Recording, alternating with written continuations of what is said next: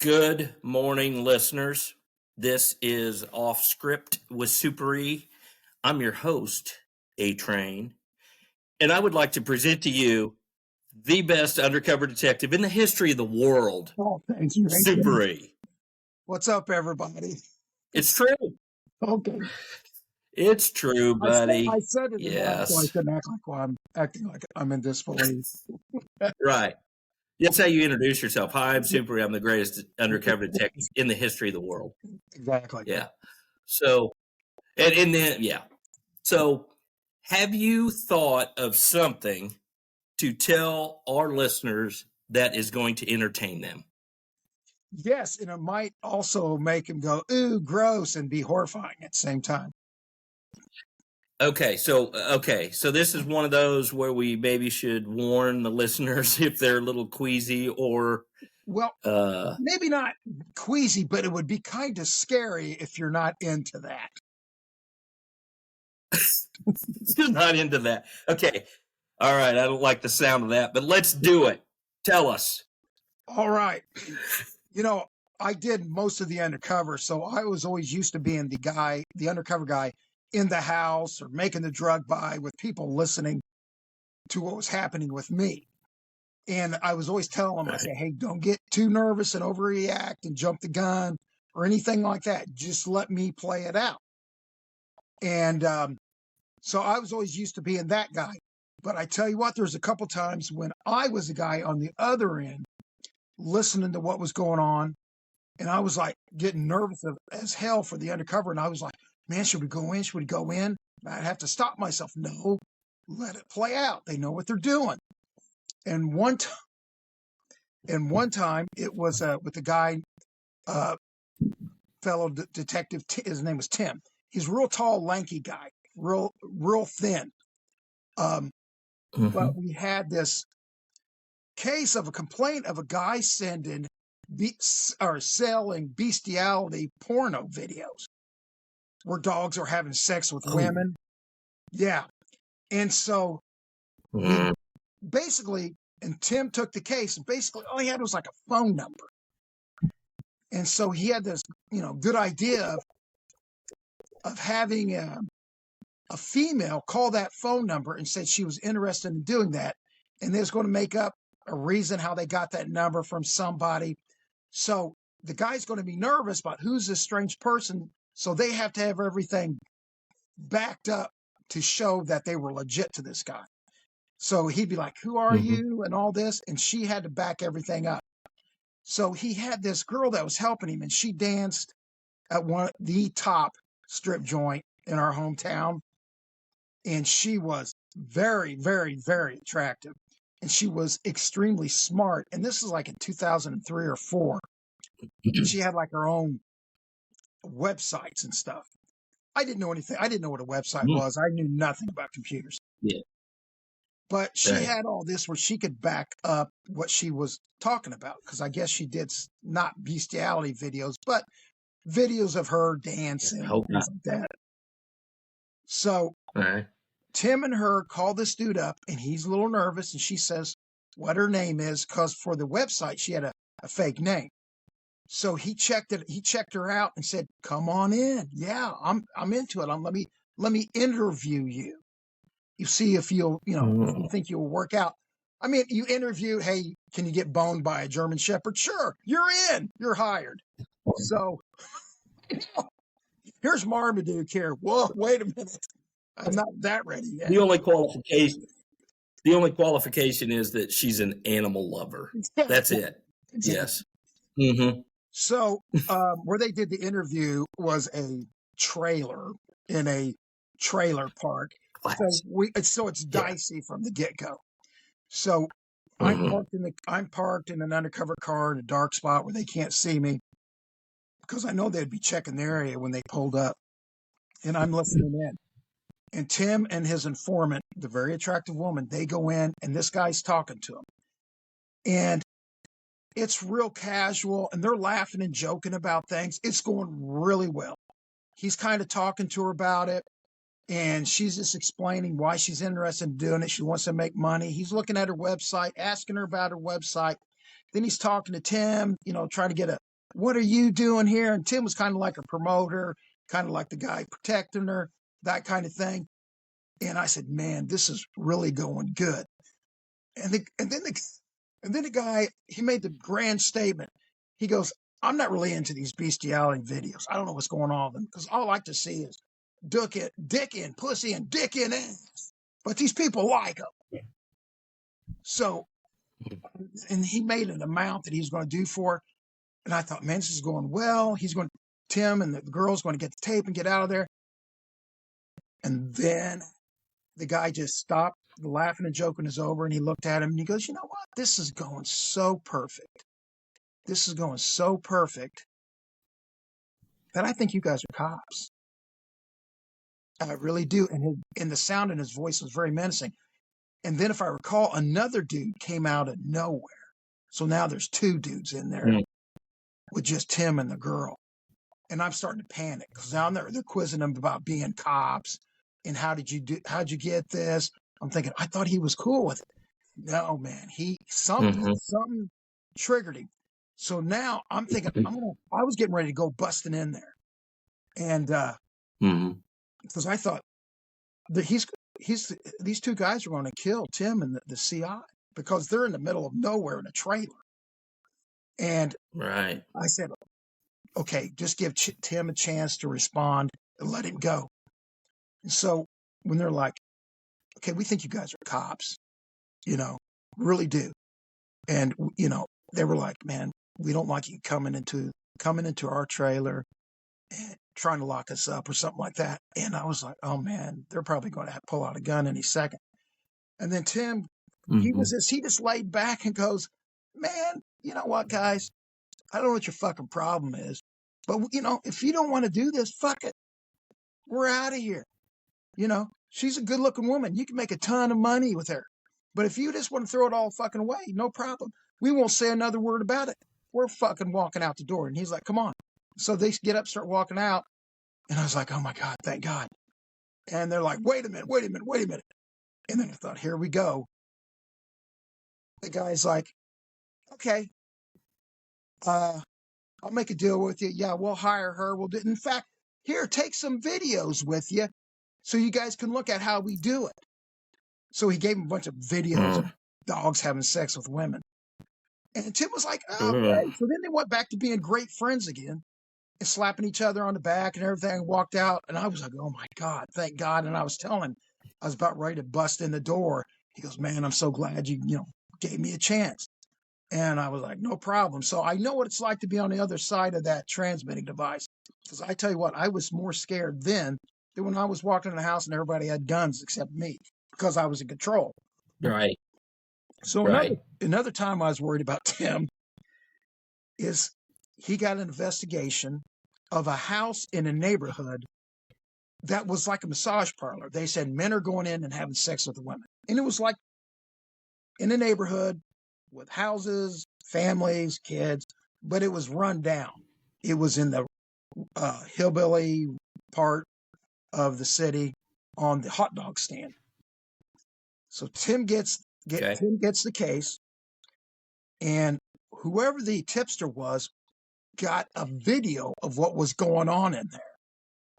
So Tim's like, hey, they got a video of what's happening. They've got security cameras in there. So let's check this out. And like I said, he knew more about computers than me. I'm going to see what I'm up against, see what I got to do. He pops in a tape, and you can see a guy walk in, and a girl tells him to get naked. He lays on a table. He's a big, fat, gross guy. And she has him lay on his back and spread his legs out. And she pulls out this giant dildo, squirts lube on it, and starts ramming it in his rectum, kind of like a locomotive. And then the guy starts masturbating. And then Tim calls the tipster and like, what's going on? And the tipster says, the girls don't touch the guys. They don't want to get in trouble for that. They think they can't get in trouble if they're just cramming a dildo up their butt. So the guys can only jack themselves off, and the girls plow them with a dildo. And Tim was like, Oh my God. oh no.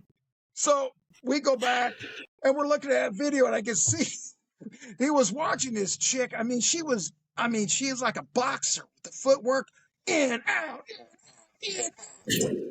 And he's like, what are you going to do? How are you going to get around this? He's like, oh my God, I'm going to think of something. So we couldn't put a transmitting device on him. Time out. I just want to clarify. So this is a place that Tim is going to have to go in and do a vice investigation. Correct. Right? Correct.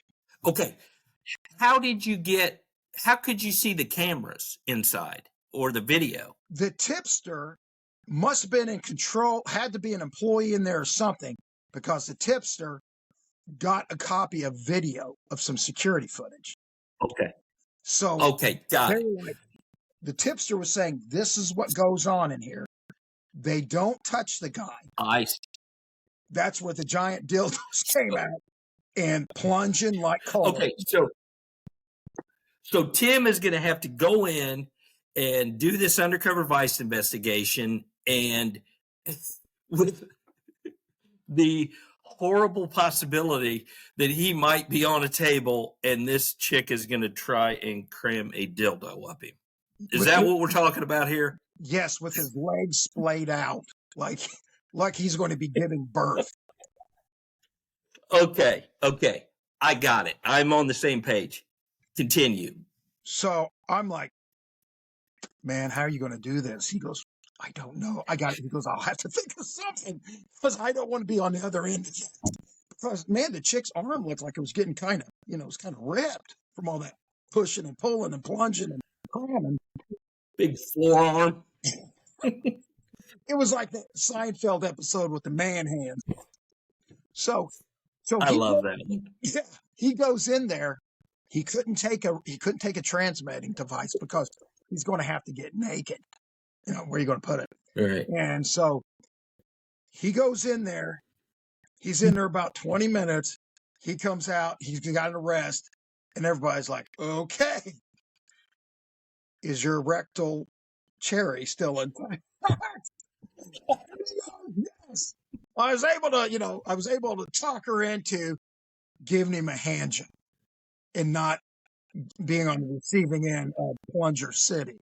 So he was able to talk his way out of that, and we were like, woo, because we were all looking at him a little side-eyed. And then, then I think the girl confirmed that, he didn't receive the normal treatment. Uh-huh. So you guys were looking to see if Tim was coming waddling out the front door, like maybe he was a little uncomfortable. Like he'd been riding a horse all day. Holy moly. I bet he was a little nervous about going in there. Oh, he was, but man, he was cool as a cucumber. He would always come through. I was nervous as hell for him a few times, but he did a good job. So these girls, these prostitutes, they thought, okay, if we don't touch them with our hand and simply use a device to be inserted into these people, that they couldn't get in trouble then, huh? Exactly. Yeah. They thought that's not a sex. Yeah. That's not a sex act for money. No, yeah. I guess they thought colon cramming wasn't a illegal activity. They really should have reviewed the criminal code book a little more before they did that. Yeah. But holy moly. So yeah, most of these stories, you're the guy on the inside and you have to deal with all that. But on these two cases, you were the guy on the other end of the transmitting device listening. And you said that was more stressful than actually doing the undercover? Yeah, because there's always the balance of letting them do their job, but keeping them safe. But if you jump the gun, right, you're going to screw shit up. So yes, it was a tightrope, and you were nervous as hell. on the other end of that transfer. I guess. I've been there, and I agree with you on that. Yep, you worry about the people on the inside. Exactly. So, listeners, Super E has told us a couple stories that were, we'll call them shocking. We're going to say these are shocking stories.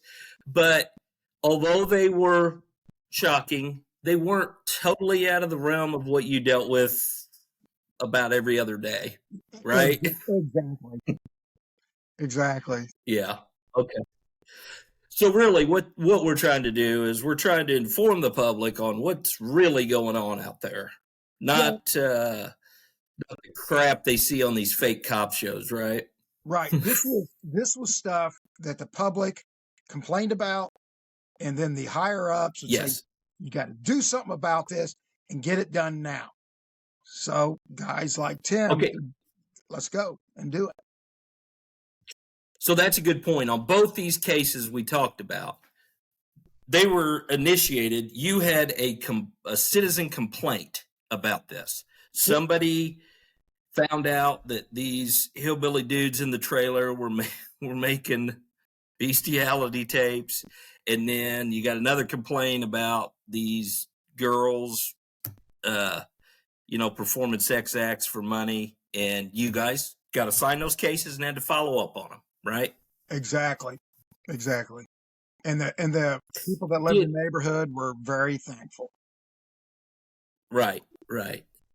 So, do you think in any of those videos on the doggy show, I mean, when the dog got a little handsy, did the girl say, "Get your paws off me"?